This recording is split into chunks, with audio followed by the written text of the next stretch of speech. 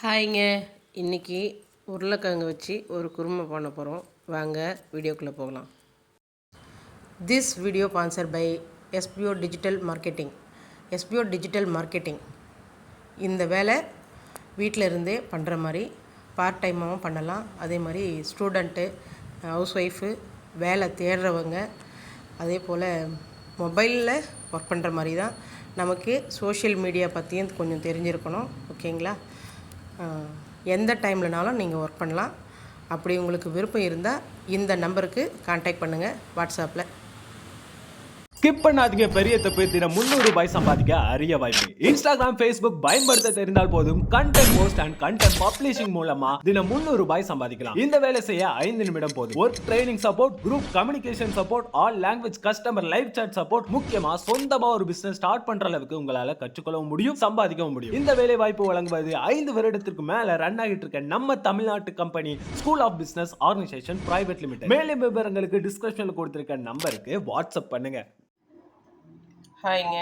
இன்றைக்கி எனக்கு தெரிஞ்ச ஸ்டைலில் உருளைக்கிழங்கு குருமா பண்ண போகிறோங்க. இதுக்கு தேவையான அளவுக்கு உருளைக்கிழங்கு வேக வச்சு எடுத்து வச்சுருக்குங்க. அடுத்து தாளிக்கிறதுக்கு என்னென்னன்றதை பார்க்கலாங்க. ஒரு பெரிய சைஸ் வெங்காயம் வெட்டி வச்சுருக்கேங்க. குட்டியோண்டு ஒரு தக்காளி ஒன்று ரெடி பண்ணி அரிஞ்சு வச்சுருக்கேங்க. இப்போ அடுத்தது நம்ம தாளிக்கலாங்க. தாளிக்கிறதுக்கு தேவையான எண்ணெய் ஊற்றி வச்சுங்க. அடுத்து நம்ம கடுகு சேர்த்துக்கலாங்க. கடுகு பொரிஞ்சிச்சுங்க. இப்போ வெட்டி வச்சு வெங்காயம் சேர்த்துக்கலாங்க. அடுத்து நல்லா கிளறி விடுங்க. எண்ணெயில் வதங்கட்டும். அடுத்து வெங்காயம் தக்காளி எல்லாம் வதங்கினவங்களே நம்ம உருளைக்கிழங்கு தோல் எடுத்து வச்சிடலாங்க. இந்த உருளைக்கிழங்கு பாருங்கள் பார்க்க எப்படி இருக்குன்னு. எனக்கு இந்த உருளைக்கிழங்கு பார்க்கும்போது தலையாட்டி பொம்மை மாதிரி இருந்ததுங்க. பார்க்க சூப்பராக இருந்தது. ஓகேங்களா? இன்னும் வெட்டலை. இதுக்கப்புறமா தான் தோல் உரிச்சிட்டு தாளிக்கிறதுக்கு போட்டுற வேண்டியதான். சூப்பராக இருக்குன்னு காமிச்சேன். ஓகேங்க, வெங்காயம் வதங்கிடுச்சு. இப்போ அடுத்து நம்ம தக்காளி சேர்த்துக்கலாங்க. தக்காளி சீக்கிரம் வதங்கிறதுக்கு கொஞ்சம் போல் கல்லுப்பு சேர்த்துக்குங்க. அப்புறம் தேவைன்னா கடைசியாக பார்த்து உப்பு போட்டுக்கலாங்க. நல்லா கொஞ்சம் கிளறி விட்டிங்கன்னா சீக்கிரமாக வதங்கிடுங்க. ஓகேங்க, தக்காளி நல்லா வதங்கிருச்சு, வெங்காயமும் நல்லா வதங்கிருச்சு. இப்போ நம்ம தோல் உரித்து வச்சுக்கிற உருளைக்கிழங்க சேர்த்துடலாங்க.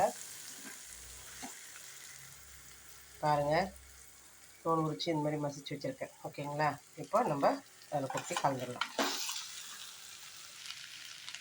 நல்லா எண்ணெயில் வச்சு கொஞ்சம் கலரி விட்டுட்டு அதுக்கடுத்து நம்ம மசாலாலாம் சேர்த்துக்கலாங்க.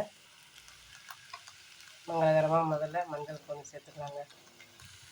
அடுத்து கொஞ்சம் போல் பெருங்காய பொடி சேர்த்துக்கலாங்க.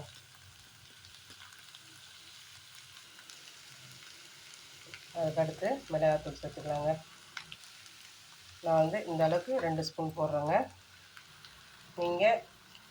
நீங்கள் எவ்வளோ காய் போடுறீங்களோ அதுக்கு தகுந்த மாதிரி, காரத்துக்கும் தகுந்த மாதிரி நீங்கள் சேர்த்துக்குங்க. உங்களுக்கு தகுந்த காரம் போட்டுக்குங்க. உப்பும் கரெக்டாக சேர்த்துக்குங்க. ஓகேங்களா? இப்போ நம்ம லைட்டாக கொஞ்சம் போல் தண்ணி விட்டு கலந்துக்கலாங்க.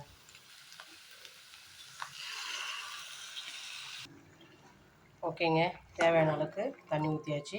இது நல்லா கொஞ்சம் மிளகாத்தூள் வாசனைலாம் போகிற அளவுக்கு கொதிக்கிட்டுன்னு விடுங்க. அதுக்கப்புறமா கொதிச்சதுக்கப்புறமா எப்படி இருக்குதுன்னு பார்க்கலாங்க. ஓகேங்க,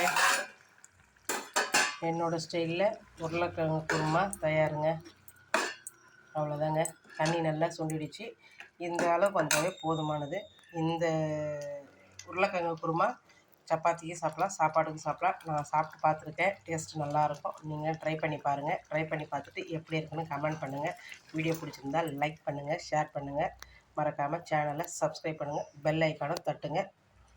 அப்போ தான் என்னோடய வீடியோ உடனுக்குடனே உங்களுக்கு நோட்டிஃபிகேஷனாக வரும். ஓகேங்க, நெக்ஸ்ட் வீடியோவில் பார்ப்போம். தேங்க்யூ.